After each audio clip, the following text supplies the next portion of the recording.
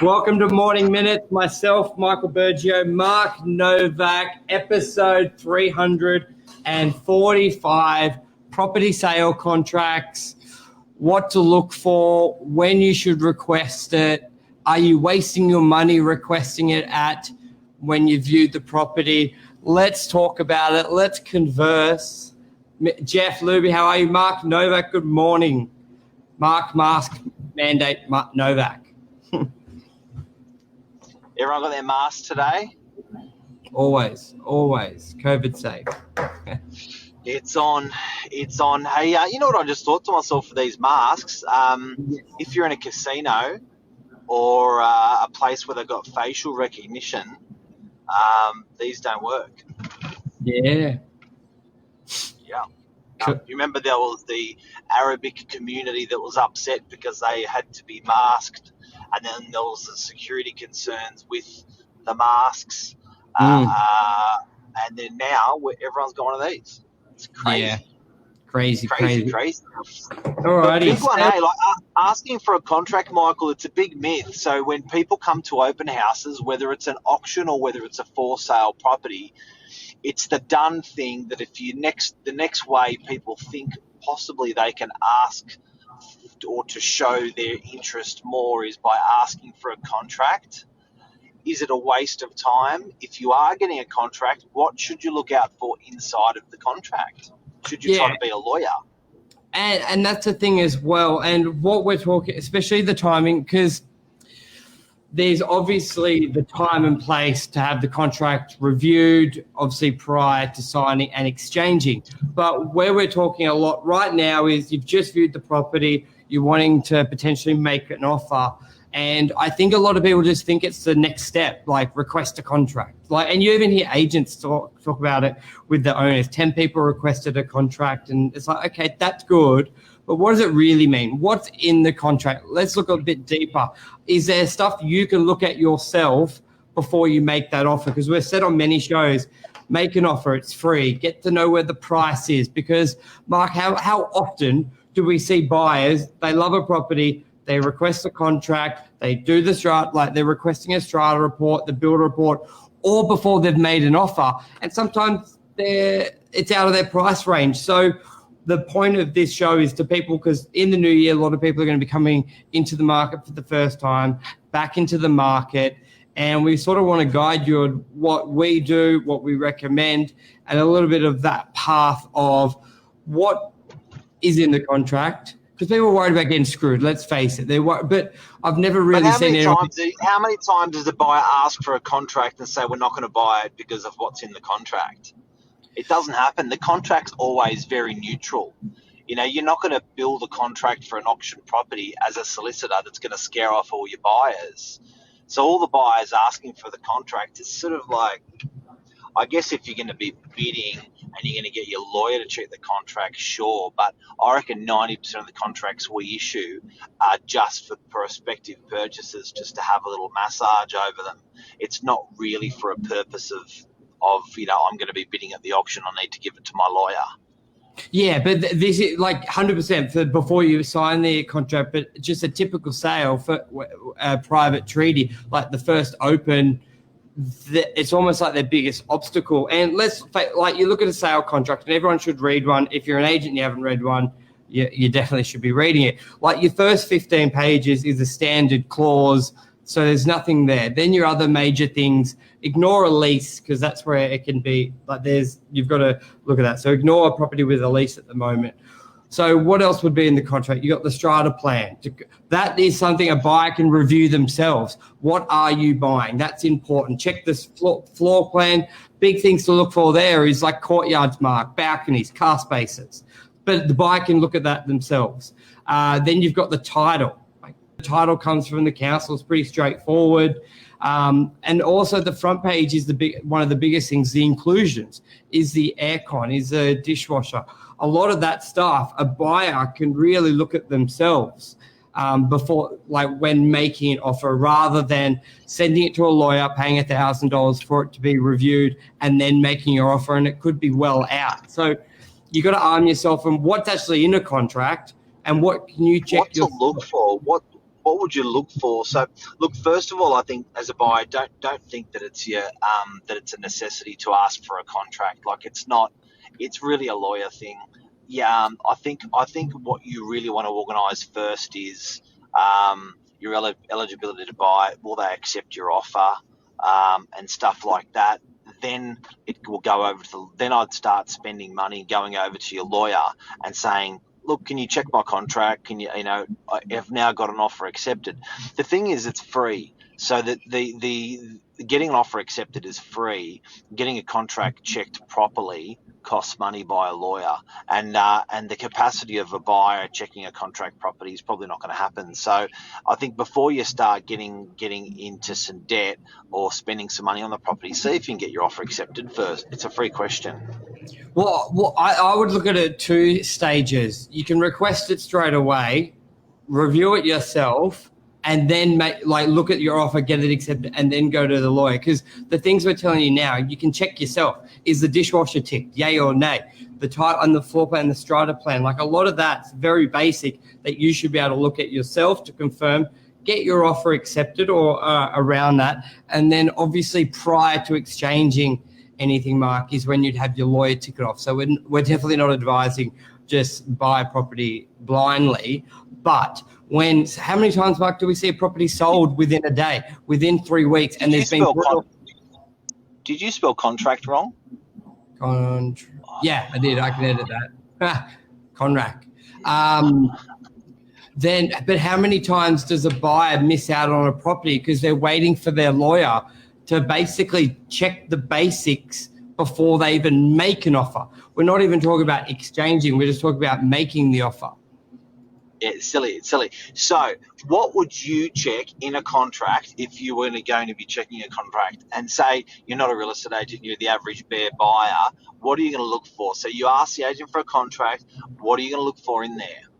Settlement time? Yeah, settlement time, but that also is what you're off. So most of that will be quite...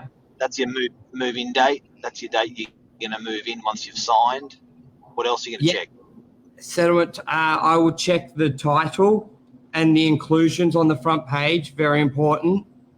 So inclusions would be, dishwasher, is it included, is it not, particular light fittings, they include floor coverings, they're the inclusions, they're located on the front page of the contract. What else would you check inside a contract? GST plus or minus, especially if it's a commercial property. So if I've got to pay GST on top, also the title reference. What is it? Is it Torrance title? Is it SP strata plan? The folio number, all on the front page.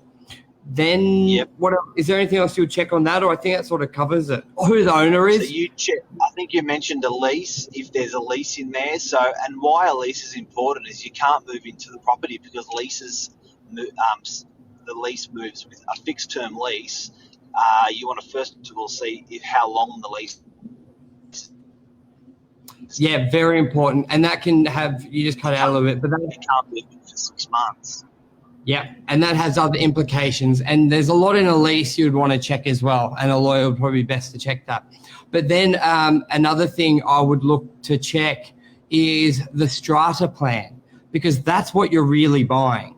Now, a lot of agents they're honest, they're genuine, and they give you a marketing plan, but that's not really binding. So you don't want to rely on that too much. You want to check the strata plan. Mark, talk us through a bit. What's the strata plan in a contract? So when you get the property brochure, a drafts person has gone up and sketched what they physically see with their eyes. So, balcony, garage, internal space, kitchen, bathrooms and stuff like that. But the strata plan lies inside the contract that we're talking about today. And in that strata plan, it will have the defined spaces when the property was built and what technically is yours and what technically is not yours. The big standout that I'd watch out for when I'm checking is courtyards. Courtyards can often be not on title, not on as exclusive use. So the agent's drawn in some outdoor area, but that outdoor area doesn't belong to the property. They're trying to sell it. You're trying to buy it, but you're not going to get it. So that's something you check in a strata plan. Yeah, and then if you, I think they're probably like the biggest things. Yes, there's other stuff like if you're late to settle, there's interest. Most lawyers, it's 11%. They then try and haggle at 8%. Like all that's minor stuff that sort of weights. But I'm trying to think of some other really big things, and they're really another thing. If you got a better level understanding, could be on the title. If there's a loan on it, it will nominate the parties interested in who have a financial stake in the property. Where that can come into where that applies is a lot of buyers, I'm buying it all cash, we can do a quick settlement. Now, Mark, that doesn't mean you can actually do a quick settlement, especially if the bank's involved. Talk us through that. Yeah, so banks need minimum 4 weeks to settle. So you need to do a 1 day settlement. The outgoing bank, which is the seller's bank, needs to be non-existent. There should be no bank. And then the incoming buyer, no bank. Then you can settle within a day or two. But as soon as you've got the introduction of an outgoing bank or an ingoing bank, you're going to introduce 4 weeks into your settlement period. So it will take time. So even if a buyer's cash or a seller has no debt, both sides have to be no debt and cash purchase for it to be a quick settlement. In your contract, you'll see if as a registered interest, the bank will be a registered interest on the title. You know what? I just thought of another one, Michael, for people to check inside contracts: drainage diagrams. If you're buying a house, tell us. Yeah, no, great point. Totally forgot that. And that comes with the title. You want to know if there's any easements, drainage under anything that could, especially if you're buying a house or a potential development. That would be the biggest thing that you can check yourself, but obviously have your lawyer review. Basically, if it's a dotted line going through the property, so you look at a floor plan, it's provided, it's registered with council. It's called the survey, basically, and it's a very boring, dull compared to the marketing plan. It's got the outline of the block, the outline of the property, and then you will know if it's basically like a clean land is almost what some buyers reference it as, or if it has easements, or what's the other word?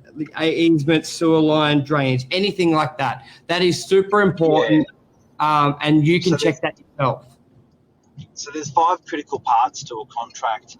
There's the 149 certificate, which is the zoning certificate. There's those 12 pages that we talked about at the beginning, 15 pages, whatever it is we talked about at the beginning. They're standard pages. They're New South Wales standard pages for a contract. There's the title, which shows who the owners are and stuff like that. 149 certificate, which is a zoning certificate. Now, the other one that we just mentioned, very, very, very, very important, is your sewerage diagram. Your sewerage diagram is a critical document to go in there. It's mandatory to be in there, and it will show if there's any pipes or any right of way that the government has over that land. So you may see this beautiful backyard screaming for a pool, and then you buy the property, you go to put the pool in to find out that there's a massive pipe underground that you didn't know about that you cannot move. So checking that is really, really important, guys. So having a look at that drainage diagram and then seeing if that affects your backyard. They can be redirected or moved. Some of them, some can't because they're monsters. Or encased. Yeah. Which just adds to the cost. But basically what encasing means, you got the pipe and you build a concrete bridge over it for this one. Which will basically support it. So you may need to take into consideration if you love that home, but it's going to cost you 20 grand extra to encase it. Obviously an owner probably wouldn't take that much into consideration when you're selling it to deduct it from the price, but it's you being aware, and it's something you can look for. Most lawyers will pick it up, but not all the time as well. A lot of the time they're checking it all. Definitely don't assume. Hey, definitely don't assume. Because a lawyer is there to mainly look at the wording of the document. They assume you know about the property. A lot of the good ones will say, there's an easement. but it's not necessarily a point that they're to bring it up with you. They're more to bring it up, hey, like you have to settle by this date. Hey, your interest will be this. Not always the stuff about the property. It's like them saying, oh, did you know the kitchen leaks? A lawyer's not going to look at that for you. Now, the point of bringing all this together for you is just to give you what you can do yourself to speed up that process on making an offer to securing a property, because a lot of people get stumped or miss out on properties because of a contract, and not because what's in it, because they're waiting for their lawyer or they've built up this process or assumed process in their head. And that's a take. That's a take. First week back in the new year, 2021. Yeah, Happy New Year, Michael. Happy New Year, everyone. It's exciting times. Enjoy your new yeah. Yeah, look, and you know what? The whole COVID thing. I think Sydney's been great. I think Sydney's been respectful, responsive. We're going to smash out of the ballpark, get rid of this thing, wearing our masks. Property. I won't say property's immune and be a smarty pants, but property seems like it's holding well, and everyone seems to be building in a bit of growth for this year, which is exciting. So the optimism and the sentiment for property with people in New South Wales, very, very strong. I don't think it's going to waver. Awesome. All righty, guys. We'll be back tomorrow morning. Giddy up. See ya. Bye.